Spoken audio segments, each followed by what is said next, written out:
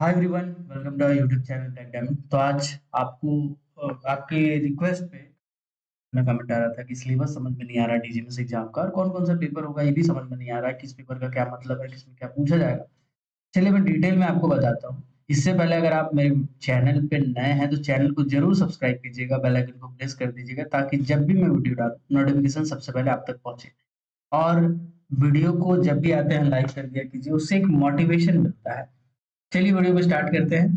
तो जो सिलेबस है वो मैं आज जनरली ओवरमैन, माइनिंग सरदार और सेकंड क्लास ये तीनों का मैं क्लियर करने वाला हूँ। ठीक है, तो चलिए डायरेक्टली मैं इसके ऑफिशियल नोटिफिकेशन पे आता हूँ। तो बेसिकली ऑफिशियल नोटिफिकेशन रिलीज कर दिया गया था सीएमआर 2017 लागू होने के बाद 2018 में एक नोटिफिकेशन रिलीज किया गया था जिसमें सारे सिलेबस को बहुत ही डिटेल में बताया गया था। ठीक है, जैसे मैं आपको दिखा देता हूँ डेटेड। ये जो नोटिफिकेशन है ये 14 सितंबर 2018 को रिलीज किया गया था। इसके बाद यहाँ पे सब जो आपका सिलेबस है ना, वो सिलेबस इसमें दिया हुआ है। तो चलिए डायरेक्टली मैं सिलेबस पे ले चलता हूँ आपको। अगर आप सेकेंड क्लास के लिए अप्लाई कर रहे हैं, ठीक है, अगर आप सेकेंड क्लास के लिए अप्लाई कर रहे हैं तो आपका सिलेबस क्या रहने वाला है। अगर आप कोल वाले हैं, फिर मैं कोल वाले का सिलेबस डिस्कस कर रहा हूँ, उसके बाद फिर बाकी मैं मेटल पे आऊंगा, बाद में एक अलग वीडियो बना के मेटल पे आऊंगा। अगर आपको मेटल का सिलेबस चाहिए डिटेल में तो आप कमेंट सेक्शन में कमेंट करके जरूर। Second class manager certificate of competency का अगर आप एग्जाम देने वाले हैं, चाहे रिस्ट्रिक्टेड हो अनरिस्ट्रिक्टेड हो, सिलेबस मोटा मोटी सेम ही रहता है, कुछ ज्यादा डिफरेंस नहीं होता है। इसमें जो सबसे पहला पेपर है जिसको कहा जाता है mind management legislation and general safety, ठीक है, तो एमएमएलएस इसको शॉर्ट में कहा जाता है। इसका जो सिलेबस होने वाला है उसमें क्या होता है, उसमें सबसे पहले माइंड मैनेजमेंट का पार्ट होता है, क्योंकि इसका सिलेबस का ही नाम है, इसके सब्जेक्ट का ही नाम है। तो माइंड मैनेजमेंट का पार्ट रहेगा, फिर लेजिस्लेशन का पार्ट रहेगा, फिर जनरल सेफ्टी से रिलेटेड पार्ट रहेगा। तो जो माइंड मैनेजमेंट से रिलेटेड पार्ट रहेगा ये बहुत ज्यादा डिटेल में नहीं रहेगा, मतलब जो फर्स्ट क्लास मैनेजर सर्टिफिकेट में है उसमें बहुत ज्यादा डिटेल में रहता है, इसमें थोड़ा कम रहने वाला है। जैसे माइंड मैनेजमेंट का बेसिक प्रिंसिपल आपको पढ़ना पड़ेगा कि मैनेजमेंट का साइंटिफिक मैनेजमेंट क्या होता है, उसका फंक्शन क्या होता है, प्लानिंग, ऑर्गेनाइजिंग, कंट्रोल हो गया, स्ट्रक्चर हो गया, डिजाइन होता है कोई भी ऑर्गेनाइजेशन का वो कैसे बनाया जाता है। ठीक है, तो बेसिक आपको माइंड मैनेजमेंट के बारे में पढ़ना है। फिर पर्सनल मैनेजमेंट के बारे में पढ़ना है, उसमें भी सब टॉपिक आपको दिया है कि पर्सनल मैनेजमेंट का सिलेक्शन कैसे करते हैं, ट्रेनिंग कैसे होता है, एचआर का, ह्यूमन रिसोर्स का, कॉन्फ्लिक्ट कैसे होता है, कॉन्फ्लिक्ट क्या होता है, उससे कैसे डील किया जाता है, मोटिवेशन कितना होता है, टाइप ऑफ मोटिवेशन, ये सब चीज आपको इसमें पढ़ना है। फिर प्रोडक्शन मैनेजमेंट के बारे में पढ़ना है, प्रोडक्शन का प्लानिंग कैसे किया जाता है, schedule control, short term long term planning क्या होता है, प्रोडक्टिविटी कॉन्सेप्ट एंड मेजरमेंट क्या होता है, इसके बारे में आपको इसमें प्रोडक्शन मैनेजमेंट में पढ़ना है। फिर इन्वायरमेंट मैनेजमेंट में आपको इन्वायरमेंट के बारे में पढ़ना है, ईएमपी क्या होता है, इन्वायरमेंटल मैनेजमेंट प्लान, ईआई क्या होता है, आरएनआर यानी कि रिहेबिलिटेशन एंड रीसेटलमेंट, इसका क्या मतलब होता है, माइन क्लोजर प्लान क्या होता है, इसके बारे में आपको एलिमेंट्री आइडिया लेना है, बहुत डिटेल में नहीं जाना। सेकंड इसी में आता है लेजिस्लेशन वाला पोर्शन। लेजिस्लेशन का मतलब क्या होता है, लेजिस्लेशन का मतलब होता है कानून।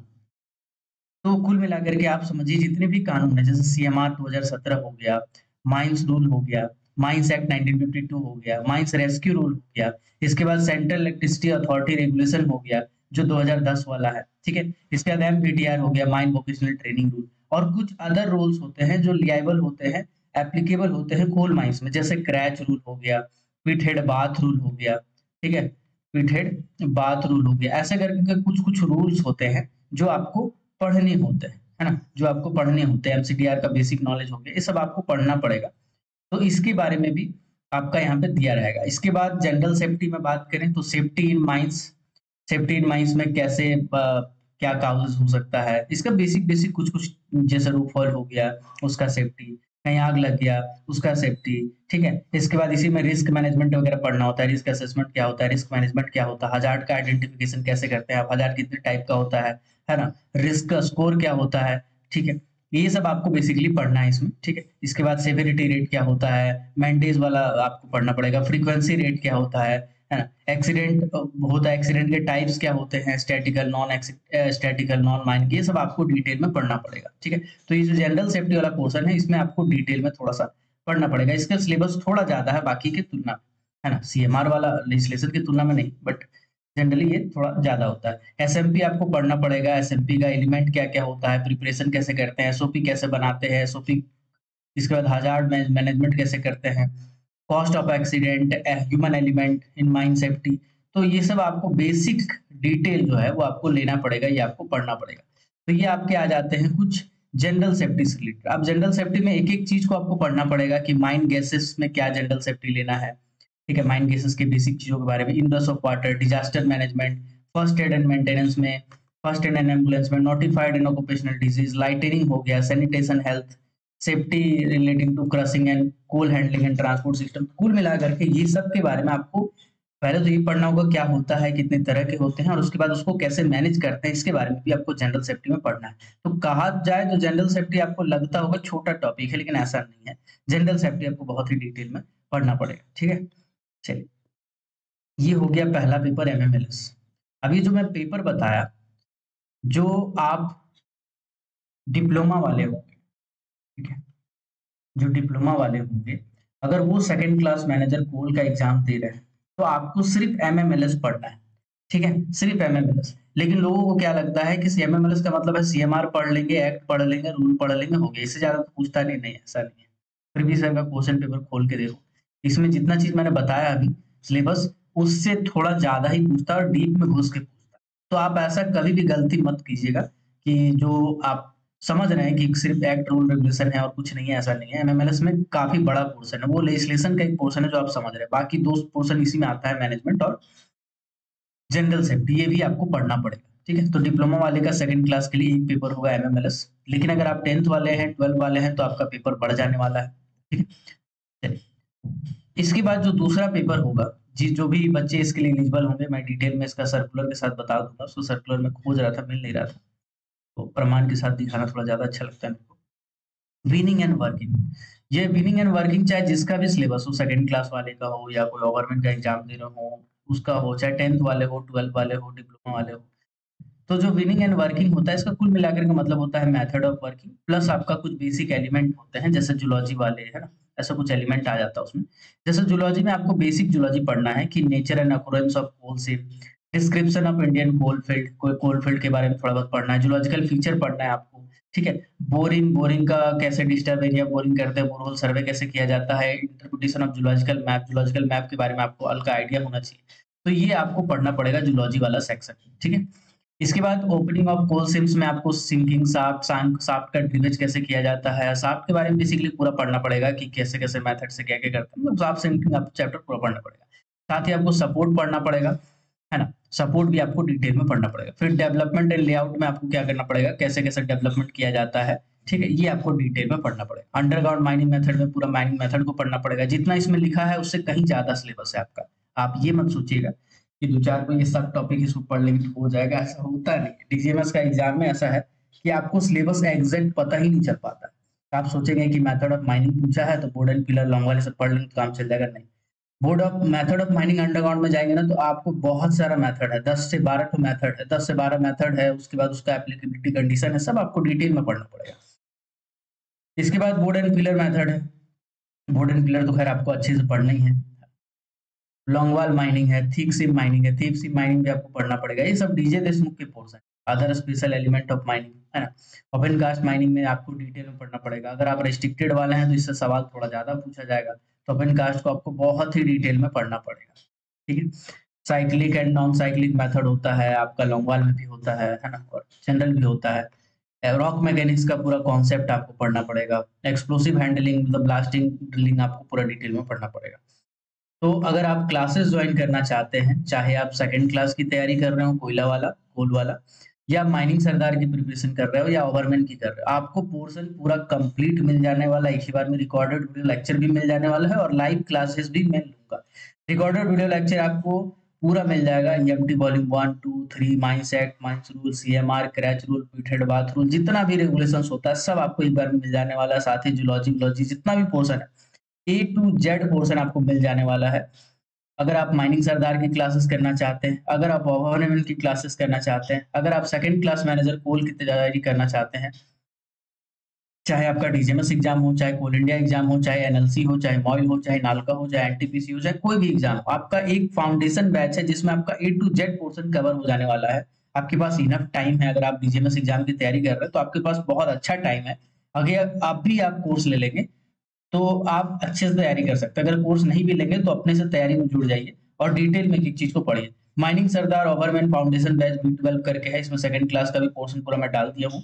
अगर इसको ज्वाइन करना चाहते हैं तो इस व्हाट्सएप नंबर पे 6200 670 155, इस व्हाट्सएप नंबर पे आप बस मैसेज कर दीजिएगा, व्हाट्सएप पे मैसेज, ठीक है, याद रखिएगा, व्हाट्सएप पे आपको मैसेज करना है। बाकी मैं डिटेल बता दूंगा उसमें कि क्या क्या एग्जैक्टली आपका रहने वाला है, ठीक है। तो पूरा डिटेल मैं यहाँ पे दे दूंगा अगर आप व्हाट्सएप पे मैसेज कीजिएगा तो। बाकी मैं आपको बता ही दिया हूँ, अगर आप क्लासेस ज्वाइन करना चाहते हैं तो डायरेक्टली इस नंबर पे मैसेज कर सकते हैं व्हाट्सएप पे, ठीक है। चलिए, तो आपका मैंने 2 सिलेबस को समझाया। सबसे पहले तो एमएमएलएस जो आपको छोटा लगता है, जबकि छोटा है नहीं वो, ओके। इसके बाद जिसका पेपर आपका मीनिंग एंड वर्किंग है, वो वाला पेपर भी डिटेल में ही पूछा जाता है। अब ये सोचिएगा कि मैं सेकंड क्लास का दिखा के आपको बता रहा हूँ, आप तो ओवरमैन वाले हैं। थोड़ा बहुत फर्क पड़ता है, बहुत ज्यादा फर्क नहीं पड़ता है, ठीक है। इसके बाद आता है माइंड वेंटिलेशन। तो जिसके भी माइंड वेंटिलेशन के पेपर होते हैं, जनरली जो रेस्ट्रिक्टेड वाले सेक्शन होते हैं, रेस्ट्रिक्टेड वाले यानी जो ओपन कास्ट में ट्रेनिंग किए हैं या ओपन कास्ट का एक्सपीरियंस जमा कर रहे हैं और रेस्ट्रिक्टेड सर्टिफिकेट मिलने वाला, उनके लिए माइंड वेंटिलेशन का सिलेबस नहीं होता है। उनका पेपर माइंड वेंटिलेशन का नहीं होता है, क्योंकि वो अंडरग्राउंड के लिए मैंडेटरी होता है, ठीक है। तो इसमें आप सिंपल समझ के चलिए कि ईएमटी वॉल्यूम 2 आपको करना पड़ेगा, सेक्शन ए, ठीक है। Element of mining technology DJ Deshmukh volume 1, volume 2 का आपका सेक्शन ए करना पड़ेगा। माइन एयर का कंपोजिशन है, फ्लेम सेफ्टी लैंप और जिसका डिजाइन है, हीट एंड ह्यूमिडिटी है, एयर फ्लो इन माइंस है, नेचुरल वेंटिलेशन है, मैकेनिकल वेंटिलेशन है ना? और इसमें न्यूमेरिकल तो भाई साहब बहुत अच्छा अच्छा खासा पूछा जाएगा, तो न्यूमेरिकल पे भी आपको बहुत अच्छा पकड़ बनाना है, ठीक है। वेंटिलेशन प्लानिंग, एयरबोर्न डस्ट हो गया, माइन फायर हो गया, माइन एक्सप्लोजन हो गया, ये सब आपको डिटेल में पढ़ने पड़ेंगे। इनंडेशन है, रेस्क्यू एंड रिकवरी है, इल्यूमिनेशन है, ये आपको बहुत अच्छे से पढ़ने पड़ेंगे। इसमें आप ईएमटी का डिटेल में समझिए कि चैप्टर आप पढ़ लेते हैं तो आपका काम हो जाएगा। थोड़ा बहुत एक्स्ट्रा टॉपिक रहता है, ईएमटी वॉल्यूम 2 आपको करना पड़ेगा, सेक्शन ए, ओके। इसके बाद माइन मशीनरी। माइन मशीनरी को अक्सर लोग नजरअंदाज कर देते हैं, जिनका भी पेपर माइन मशीनरी का है, माइन मशीनरी को आपको डिटेल में पढ़ लेना ही ज्यादा अच्छा रहेगा, ठीक है।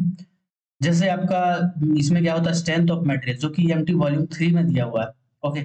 इसमें बहुत ज्यादा डिटेल में आपको नहीं पढ़ना है, लेकिन ऊपर ऊपर से पढ़ना है। जैसे टाइप्स ऑफ मशीन है, मशीन का डिजाइन है, अलग अलग टाइप के गियर होते हैं, जॉइंट होते हैं, ब्रेक फ्रिक्शन होते हैं, क्लचेस होते हैं, गवर्नेंस होते हैं, हीट इंजन के बारे में आपको पढ़ना पड़ेगा। मशीन टूल और वर्कशॉप प्रोसेस, जैसे वायर रॉप होता है, रॉप का कंस्ट्रक्शन है, डिटेल एप्लीकेशन है, mechanical property, breaking load, factor of safety, bending factor, capacity factor, snap length, critical depth, inspection, examination, discretion criteria, है ना, रॉप कैपिंग एंड स्लाइसिंग, ये सब आपको बहुत ही अच्छे से पढ़ना पड़ेगा। रॉप वाला से तो बहुत ज्यादा क्वेश्चन देखने को मिलता है, वायर रॉप वाला से बहुत ज्यादा क्वेश्चन देखने को मिलता है। इसके बाद माइन का वाइंडर्स होता है, अलग अलग टाइप की वाइंडिंग मशीन्स होते हैं, अलग अलग टाइप के उसके इंजन होते हैं, सीप होते हैं, सीप ड्रम होते हैं, उसके कुछ मैकेनिज्म होते हैं, उसके रिलेटेड कुछ बायलॉज होते हैं, है ना। ये सब आपको बहुत ही डिटेल में पढ़ने वाला है, सस्पेंशन गियर वगैरह सब आपको इसी में पढ़ने वाला है। फिर अंडरग्राउंड मशीनरी में होता है, कोल्ड ड्रिल है, कैसे कैसा कोल्ड ड्रिल काम करता है, जंबो ड्रिल है, अलग अलग टाइप के होते हैं, ड्रिफ्टर, स्टॉपर, ये सब सब के बारे में आपको पढ़ना पड़ेगा। रूफ बोल्टर के बारे में, कोड के बारे में, यूडीएम यूनिवर्सल ड्रिल मशीन के बारे में आपको पढ़ना पड़ेगा। सीआरआर है, प्लग है, एएफसी है, रोड हीटर है, डिंग हीटर है, continuous minor, shuttle car, SDL, LSD, ये सब के बारे में आपको बहुत ही गहन अध्ययन करना पड़ेगा।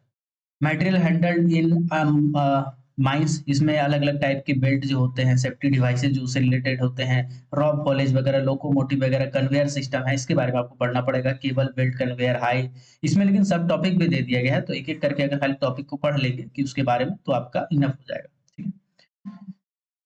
तो ये वाला पोर्शन, और पंप भी आपको पढ़ना है। पंप से रिलेटेड बहुत सारा डाउट होता है बच्चों को, पंप से रिलेटेड का तो छोटा मोटा न्यूमेरिकल भी दे सकता है, ठीक है। इसके बाद आपका ओपन कास्ट मशीनरी में इलेक्ट्रिक और hydraulic construction function, borehole drill है, रीपर है, ड्रैग लाइन है, शॉवेल है, डंपर है, रोड हेडर है, ग्रेडर है, व्हील लोडर है, इसके सेफ्टी डिवाइसेस तो बहुत ज्यादा पूछे जाते हैं, तो आपको इतना डिटेल में पढ़ना पड़ेगा। अभी खत्म नहीं हुआ है, और सुनिए। Generation, transmission, utilisation of power, steam, compressed air, ये सब के बारे में, मेंटेनेंस सिस्टम के बारे में, और माइन इलेक्ट्रिकल इंजीनियरिंग। अब इसमें क्या है ना कि जो बाकी पोर्शन वाले हैं, जैसे सेकंड क्लास वाले हैं, तो उनके लिए ये सिलेबस ठीक है, लेकिन जो ओवरमैन वाले हैं और जिनको ये पेपर देना है, मशीनरी वाला या ऐसा कुछ, तो उनके लिए थोड़ा सा पोर्शन कम है, वो ओवरमैन वाले से पढ़े तो ज्यादा अच्छा रहेगा, ठीक है। माइन सर्वेइंग जिसका पेपर रहेगा, उसमें लीनियर मैनेजमेंट मेजरमेंट रहेगा, EDM, angular measurement, theodolite, levelling ना, control survey, field astronomy, correlation, development, types of error and adjustment, national grid, area and volume calculation, ये सब सब आपका रहने वाला है, ठीक है। सैम्पलिंग भी आपका पढ़ना पड़ेगा, सैम्पलिंग एंड रिजर्व कैलकुलेशन। तो ये आपका रहने वाला है। ये सभी के सभी पेपर को मैंने डिटेल में बता दिया। आप पहले वाले को दूसरे वाले से मैच कीजिए, देखिए सेम टू सेम वही होगा।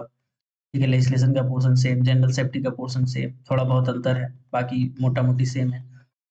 ठीक है, तो ऐसे करके आपको पूरा डिटेल में पढ़ना पड़ेगा। अब ये जो सिलेबस का पीडीएफ है, उसको मैं पीडीएफ बना के कोशिश करूँगा कि टेलीग्राम ग्रुप में डाल दूँ।